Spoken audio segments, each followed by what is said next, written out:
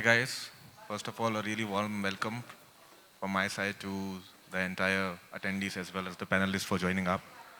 So just giving you a brief introduction about global media. So what we do is like we are into performance as well as brand marketing. And we have been into business for almost like 8 years now. So it has been expanding really well entirely into the Asia Pacific business. And at this point of time, I would like to use the opportunity to give our esteemed panelists to give a brief introduction about themselves as well, and then we take it forward to the specific questions, please. I'm Sandeep Shukla. I head Marcom for Jaquar Group. Jaquar Group is basically into complete bathroom and lighting solutions. And we are present across 55 countries. And I'm love to interact with all of you on the great topics. Yeah. Thank you. Good afternoon. I am Ishan Bose. I lead the marketing, sales, communications, new user acquisition partnerships at KreditBee, which happens to be India's largest fintech lending platform for professionals focused on loans. And glad to be here, and I look forward to a fruitful discussion to learn from my fellow panelists and probably add a couple of cents from my side. Hi everyone, my name is Croning. I head sports marketing for Redbull India. I'm sure sports and Red Bull is something that everyone here could relate to. And I kind of had that challenging role in India to ensure that what's happening globally can happen in India as well. Happy to be a part of this panel. Thank you. I'm Binit, I'm from Dabur. I head the oral care category for Dabur. Most of us use the toothpaste, so 99.6% penetrated category. Great to be part of that. And really excited to this panel discussion and interacting with my fellow people here. Hi, good afternoon. My name is Ashutosh. I handle marketing for VJON. VJON is a legacy brand into a personal care domain for a very long time. And we have businesses domestically as well as we export to multiple countries. And very glad to be a part of this esteemed jury. Look forward to an insightful discussion. And hopefully will add value in the overall discussion. Thanks. Cool. So starting with the questions, I would like to address my first question to Binit. So at this point in time, we are hearing a lot about, like targeting the right audience, targeting the right user at the right time. So I wanted to understand, like, how are you usually defining the user targeting, the strategies, as well as what is the story that you are looking forward to communicate first? Great question. So let me start to create little controversies, around targeting. Now the inconvenient truth about targeting is that we have all been learning and doing things around segmentation, targeting and positioning with what we have all learned in our colleges, all thanks to Mr. Kotler, which basically assumes that segmentation, targeting and position technically assumes that consumers are a heterogeneous group of people who have unique and differentiated needs, which a brand can reach very, very accurately and correctly. The reality is far away from that. What we technically see is that consumers are actually a homogeneous set of consumers, which is, there is nothing like, a loyalty kind of a thing. It is all about having a polygamous loyalty. I am a user of maybe a Pantene, maybe a Head and Shoulder, maybe a Sunsilk. I'm a user of, maybe at times I feel like having Coke, maybe at times I feel like having Pepsi. Hence, many a times our idea of finding that elusive segment might not be true, because when we actually go and look at household panel data about finding out which are the households which is consuming one product or the other, we find a huge overlap. So basically the evidence says that user profile rarely differ across consumers. And many a time the satisfaction scores are also very similar. So what does this mean for targeting is that in whatever way possible, it is always good to reach out to more and more consumers rather than focusing for that elusive consumers, because at the end of the day, segmentation, targeting and positioning is actually anti-competition. And it does not happen like that. The second aspect which you spoke about having the content strategy. Now many a times when we talk about brands, and of course as a marketeer we all do a lot of market research and try to understand that what what does brand evoke, what does, as a brand, what people think about the brand and things like that. However, the research says that it is not what brand evokes. It is about what evoke your brand. For example, right now we all are sitting here. Are we thinking of toothpaste? Are we thinking of cold drink? Are we thinking of biscuits? No. But yes, when I'm going in the morning and there is a need of brushing, I think of a toothpaste. When I'm going out and maybe I'm feeling thirsty about something, maybe I then think of, a cold drink. And hence a lot of research, what we do is towards what your brand evoke, rather what evokes your brand. And what evokes your brand is basically, have something known as category entry points. It's what, we also trying to work on that. Basically, which is pre-brand.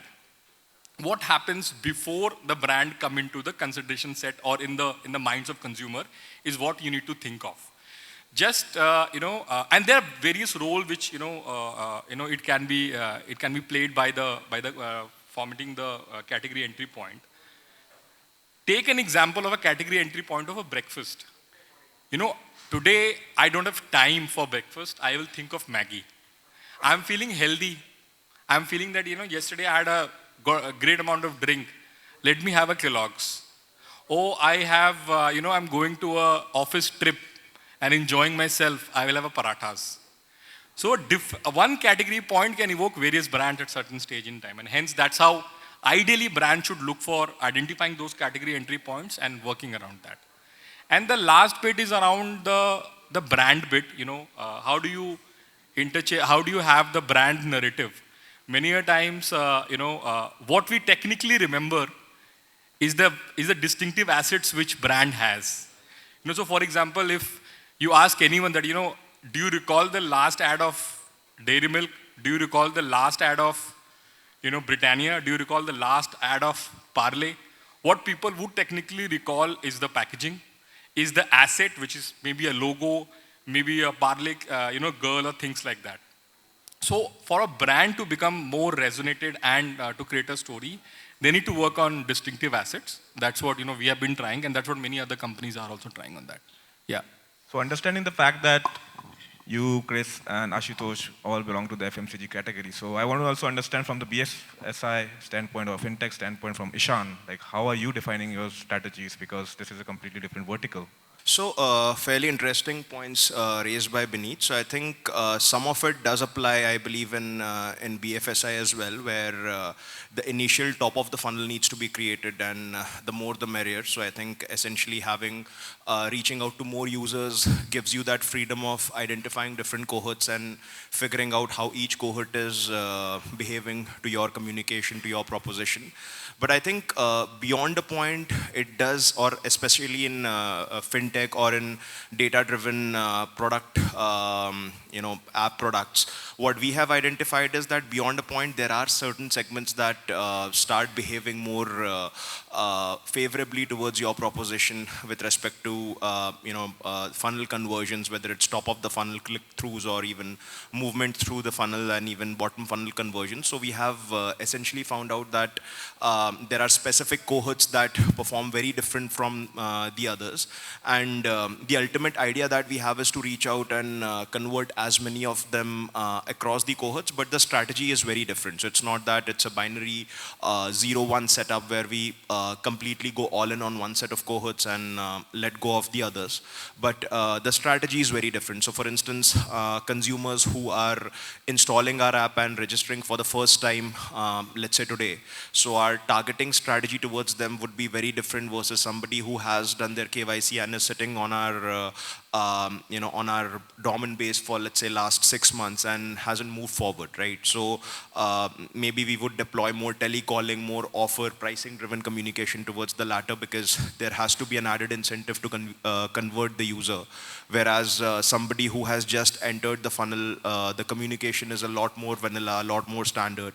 Again, that's one kind of segmentation. Second, let's say talking about different class of users. So for instance, there are users which are high-end salaried, good bureau consumers. So again, for them, the kind of offering that we propose is very different versus consumers who are new to bureau, who are, let's say, very early in their earning stages. So I think I believe that yes, there is a certain level of standardization that is required. You can't customize to the T, but at the same time, specifically in BFSI, specifically in fintech, where you are dealing with crores of people, downloading your app and moving through the journey. A certain level of customization does help, and that's where I think data-driven approach is very key. So identifying the right data and figuring out how to use that data to customize your communication and conversion metrics is very, very key. Cool. So thanks for your input, Ishan. So the next question, it goes for Chris. I think everybody is here and they would need the wings in their life.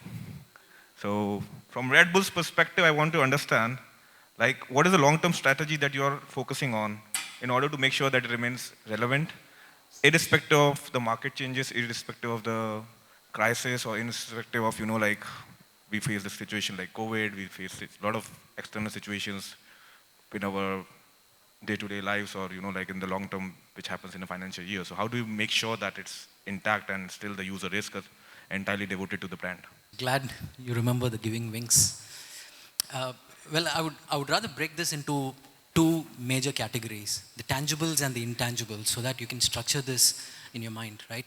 I mean, the tangible is obviously the brand's commitment and promise towards its customer that you will provide them with the right product and keep reinventing this with time to ensure that you've got it right with the requirement of the hour. That's the tangible piece. Now, I truly believe the intangibles are the game changers. Now, to start with, as long as a brand identifies what their target group is, and they've identified what are the touch points of these target group, you have a right marketing mix that you put in place. The moment you put your marketing mix in place is exactly when the intangibles come into play.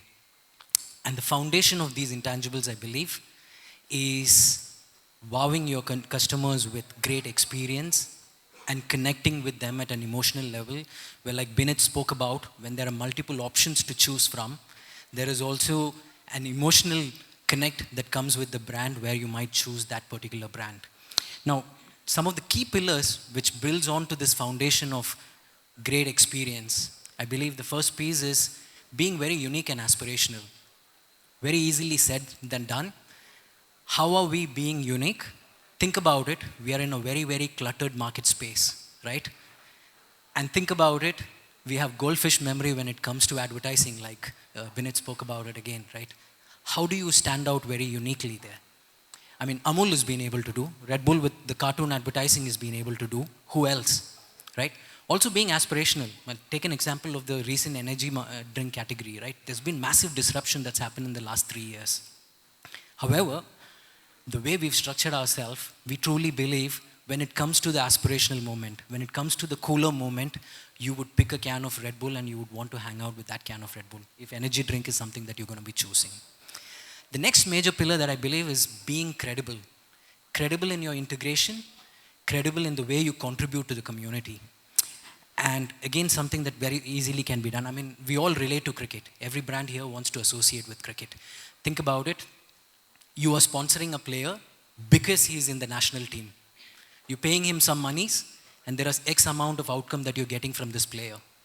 Now flip this around, the same monies, however, you're contributing towards his sportive performance and being a reason why he can be part of the national squad.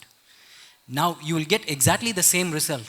However, it's very organic coming from the player, and it believes, and I mean, kind of creates that connection with these players. The younger you start, the merrier it is when it comes to that particular association, right? This is how you build credibility, and this goes in a long run. Now, as long as you have the credible piece sorted, the next piece, I believe, is engaging your customers with massive and powerful and engaging storytelling. I'm not sure how many people in this room, it rings a bell when I name out Felix Baumgartner. Felix is a base jumper. So just to explain base jump, someone stands on top of something, jumps off, opens his parachute and lands. We had a credible integration with him. And we kept asking him, what's your next dream? What else do you want to do next in life? And this guy spoke about wanting to do the highest base jump ever. We took him to stratosphere, made him jump from there. And this media piece has been the biggest media contact contributor in the history of world of Red Bull. That's the kind of powerful storytelling that you can build the moment you have that kind of credible association that you build with them. The last piece there, I believe, is innovation. We constantly have to keep innovating ourselves. And at this point of time in India, if we speak about it, it's important to connect with people in the language they understand. Going hyper-local is super important. If you're missing out, if you're a sports marketeer and you're missing out being in the field of gaming, you're missing out. You really have to keep innovating yourself. Now, top these pieces with frequency, consistency. I truly believe you have a massive piece. And now picturize this. We've spoken about everything that all of us in this room go after as a marketer, right? The biggest brand aspect that we go after is brand love and top of mind. And this ensures that all these pieces have been covered. And I truly believe that's something as a long-term strategy works for every brand. Thanks, Chris. So from that perspective, I do remember like when you ask or when you just mentioned connecting your brand with sports like cricket, because I'm a Formula One fan and I follow Max Verstappen, but the first thing I think about, okay, who is he playing for? It's the Red Bull. So I totally understand like where this is coming from. And similarly, I want to also understand from Ashutosh, because here we are talking about targeting the young users, how to make sure that we are always on top of their mind. What are the challenges faced by you in targeting the young users, which is just followed by the same question. Sure. So, see, in marketing, youth or youth targeting is, of course, the next big thing. And across categories, especially in personal care, one talks about it a lot. And as marketers, that's the next thing which we want to hit and we want to target. But I think a very important dimension is that for legacy brands, which have a huge history, one has to take a measured step in that journey, because there is a strong consumer loyalty and consumer loyalists who are sitting out there who has been loyal to your brand. So in order to target youth, one cannot delineate your existing base. And as a portfolio at a company level, what we try to do is that we have a very different approach for the new consumers which we're trying to bring in the brand fold, and a very different strategy for people who we know are regular consumers of the kind of products which we make. So it basically means that you have to be patient. And I think the topic of today is building better brand. It is a work which requires time. It is not a quick fix. And today, with performance marketing into the picture, there is this entire dimension that let's do it fast, and everything is ROI based. Brand building, however, is not entirely performance, right? There are multiple other dimensions which take time. You have to, like it was being mentioned, you have to build a certain amount of credibility. You have to stand for something, probably associate with a consumption occasion, like Binit was talking about. And that happens slowly and steadily. So I think the way to stay relevant and at the same point in time target this new user, you have to be mindful of this. The other thing is that as marketers and as brands, one needs to know where is the core of the brand. And if I were to cite an example, see, if Dove stands for real beauty, then the real beauty will have multiple dimensions which are even relevant for a contemporary audience as well today. They'll have to find an expression which they regularly do also. But they are true to their core. And if brands try to move out from that core, or if they try to add too many layers to it, then there's a certain amount of confusion which it evokes in the mind of consumers. So your ability to know that what is it that you actually represent, that is very important. And with that basic understanding, and with this understanding that you'll have to move by striking a balance. A brand can evolve, at the same point in time retain its core consumer over the time. So just involving Sandeep here, like just to understand his perspective about, let's say, I mean, when we are just targeting the young users for a specific brand, so what would be the strategy there, and like how you are implementing those strategies, and are you looking forward to, let's say, associating with sports? Are you looking forward to, let's say, making a major campaign with social influencers where the young audience is very active, or like whatever the channels are being used? So just wanted to understand your point of view there.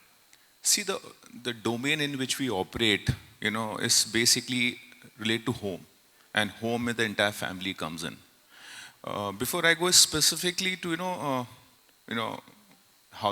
what we have done, I think there is, a statement called complexity of simplicity. Just keep things simple. We all get passed out from B schools, we have learned jargons, we make complicated things. Customer is, a very simple situation. He needs product, give them a product, which is high quality product. And I give you a small example. So when we're saying strategies and things like that, I give you a small example between Chandigarh and Gurgaon. Gurgaon can evolve to be a Singapore, but Chandigarh can never become a Singapore. Why? Because Chandigarh is a very steel structure, means it is fixed, and Gurgaon is evolving. How bad it is with the traffic, but it has a potential to be Singapore. So when the brands get structured in a very steeled framework, a very fixated mindset, this is my customer, this is only I will do, this campaign worked for me, this is the way to do, that's a very dangerous territory to be in. Anything and everything can change. Everything can change. One thing, you have to be mentally prepared that are you willing to move with the time? And we have tons of examples.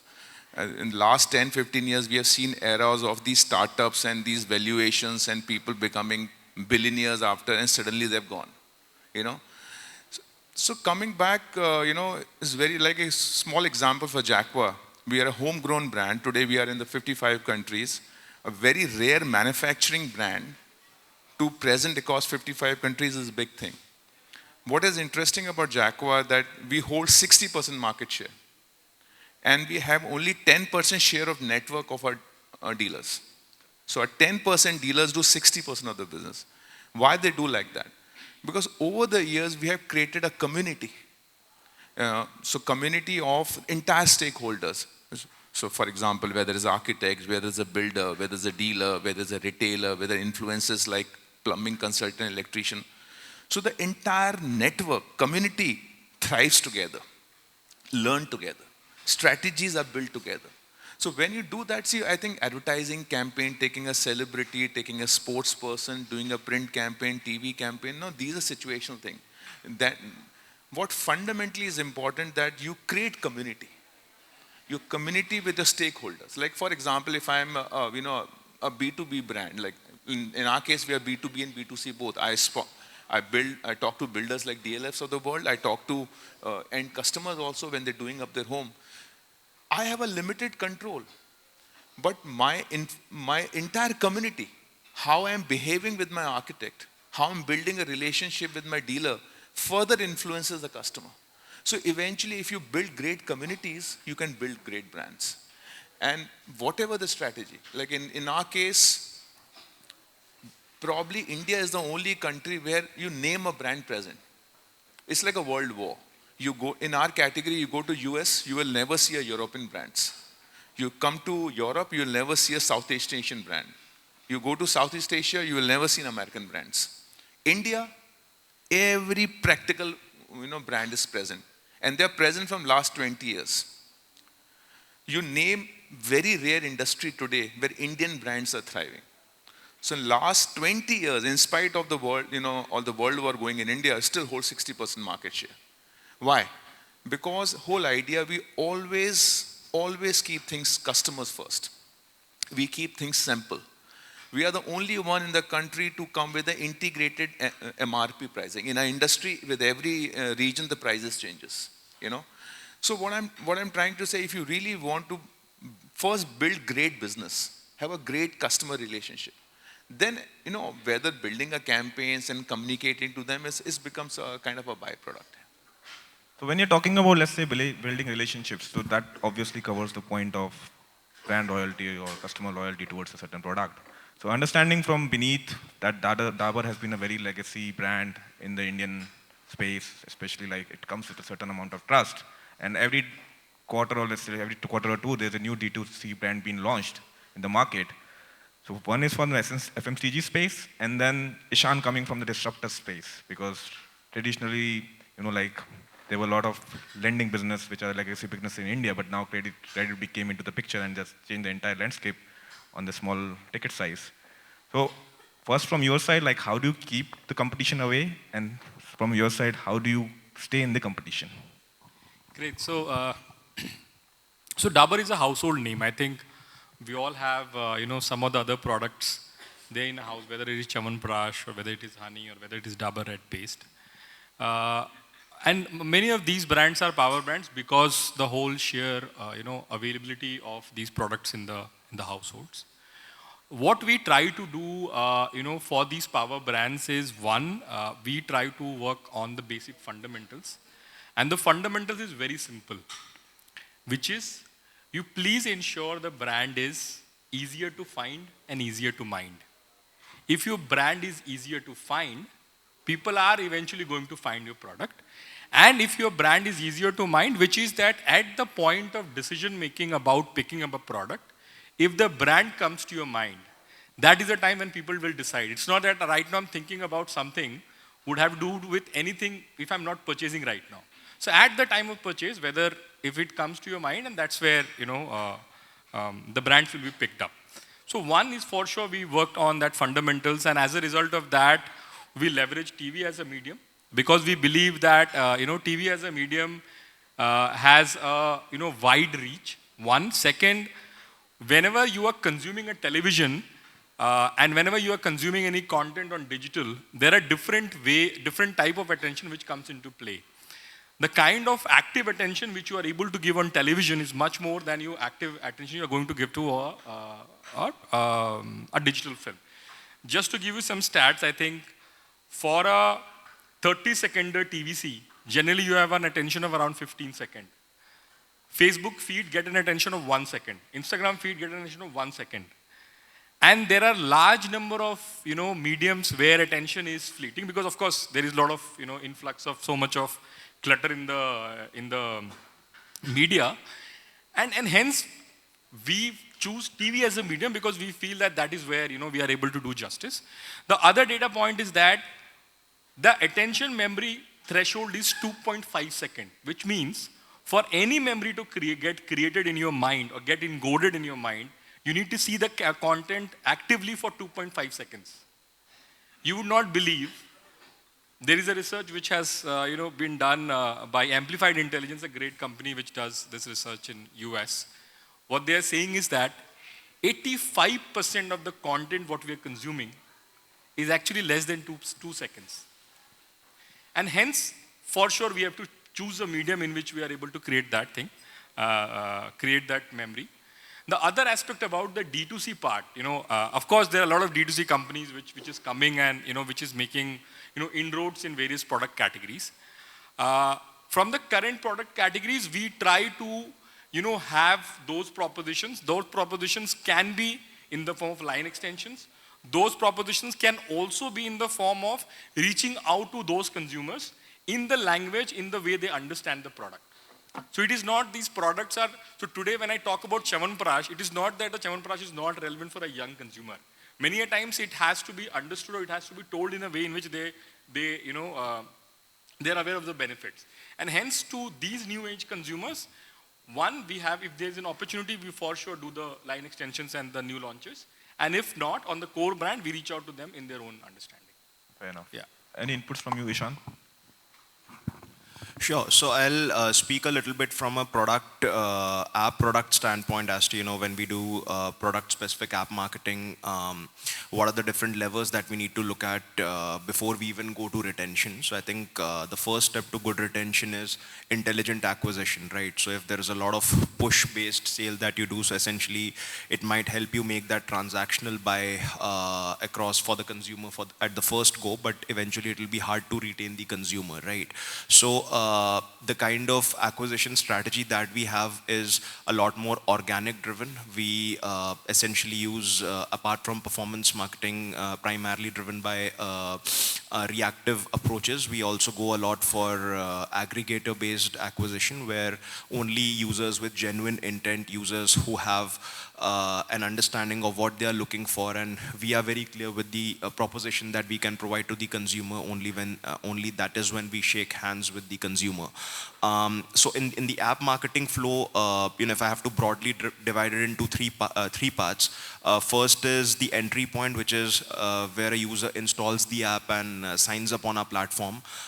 Second, if I have to just club it together, is when they take their first loan. So there are different stages to get there, but I'm just clubbing it all together into them making, let's say, a first transaction in a product. For us, it's the first loan disbursement. Of course, in our case, the relationship with the consumer doesn't end at the disbursement point, but the relationship continues till the last EMI is paid, right?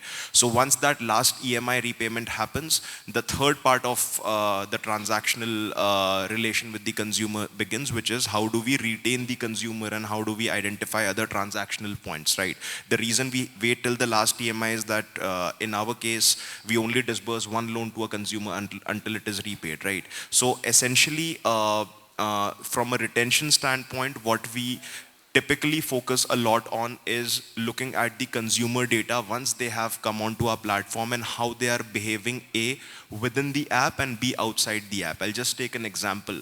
Let's say we have the access to the bureau of the consumers basis their consent, right? So apart from their engagement metrics within the app, that how many times they opened the app, what are the different things they tried out, we also look at what is their consumption of credit outside the app, and basis that we identify that what exactly we need to target to this consumer to retain them, whether it's another personal loan of similar ticket size, whether it's an upgrade of a ticket size with respect to the loan, or whether it's a cross-sell of a value-added service, whether it's an insurance or a credit score report or a DG Gold investment. So a culmination of internal app data and external data which is outside our app ecosystem, we create our own propensities and identify what is the best way to cross-sell or upsell to retain the consumer. Fair enough. So as you talked a lot about data, so I wanted to understand lastly from, because this is the last question before we start the Q&A, I wanted to understand from Chris, Ashutosh and Sandeep sir, that how do you leverage the use of AI at this point of time in terms of like marketing strategies, and are you relying a lot on the historic data, or what are the technologies you have been using? I mean, if possible, just let us know. So just we would be understanding from our perspective as well. At this point of time, the way we look at AI is it's evolving with time, right? We still trust a lot more on the concepts that we've built on the long term. And we're looking at extending that forward. As AI comes in, we involve those pieces into the AI, because our customer touch point has basically been around experience, as I've mentioned before, right? And one of the big pieces that we look there is our entry point consumers. That is, at what age do they get introduced, and we identified it as college. And we have the best college student brand manager program globally to ensure that where there is love, or when it starts off, we are there ensuring that we're contributing towards that particular community. With time, we would look at what more can be done within AI. I think from our perspective as well, because we operate in a mass category and we are talking to a consumer who's sitting in probably tier 2, tier 3 and beyond, we essentially today are dependent or are more conversant with the kind of funnel which we have built over time. And we rely on that to deliver the product as well as the experience around, in our case, grooming and the overall experience of using the particular personal care product. AI, of course, is evolving really fast. And while we are mindful of the dimensions in which it is changing marketing in a very impactful way, at this stage in our marketing mix, the role of AI is very limited in scope. And however, having said that, future of course looks incomplete without the role of AI. And we'll certainly incorporate it when we feel that it can be an important lever in our scheme of things as well. I just give you one stat. today in our category is largely has become research online and buy offline. Because still we are a brick and mortar business and we are not a DIY country. You still rely on specs and sizes, dimensions for a contractor, an architect to guide you. With all the success, last couple of years, successful effort, we have been able to generate a very high traffic on our website. We are India's most searched bathroom brand, and we generate almost about 4.6 to 4.7 million customers almost on a monthly basis on a website. So when we realize that so many people are coming, and obviously we have physical stores which only educates people. So we have a setup called Jaquar Worlds where customer can walk in and we handhold them. Because when it comes to home building or renovation, 80% are clueless people. They want a great bathroom, but they don't know how to start. Unlike when you walk into a car showroom, you are very clear. You want to pick a Mercedes, the only discussion was only the EMI calculations and all. Isn't it possible that the AI tools are capable enough to switch any bathroom fittings with Jaquar? No, see, what is AI? All this while computer works in binary, which is 0 and 1. AI means what? You have a multiple combination of conversation. So what we have done now on our website, so typically when a customer comes to the website, he can typically create a small BOQ. One is BOQ is a bill of quantity. He needs to give 5 or 6 questions will be asked. What is the number of bathrooms? What's your budget? The family size, etc. And within few minutes, it throws up a bill of quantity for you. It checks from which IP address, the nearest 2 dealers, and a 2D dimension of a bathroom and the lighting fixture plan. Now imagine the guy carries this data and walks into a dealer showroom. His knowledge is far, far superior than anybody walking into a store. So obviously, as my colleagues have said, AI is just at the start now. Many things can happen. Today, so this is just one example I just suggested, shared with you, and it is giving us a great dividends now. I can really track down how many people have downloaded the BOQ. Then we can obviously link with social media. The messages can go. They constantly see the content there. I can upgrade. So if somebody, like typically I'll tell you, moment the winters comes and if water heaters goes rogue, what you will do? You run to electrical shop. But electrician has no role on water heater because he doesn't know the throughput of your shower. Technically, water heater is a bathroom product. So anybody who's taking up, for example, shower is a potential customer for shower enclosure. Somebody buying a full bathroom set is a potential customer to buy water heaters, not only in winters, even summers also. Basically, there's a lot of cross-selling happening. Exactly. As well. So you can smartly you can target them and then definitely communicate accordingly. Fair enough. So just summarizing our panel discussion at this point in time, just in one line from each one of you, how do you see your marketing strategy for 2024? Just in one line, please. 2024 would be, in my view, a lot more around, talking. I mean, of course, digital is this next big thing which is there in the marketing. So, of course, digital will lead the conversation. At the same point in time, I think there's a lot of customization, further customization in terms of using, regional pieces, regional languages, which will help in actually connecting both India as well as Bharat. And I think that basically is like going vernacular. absolutely going vernacular.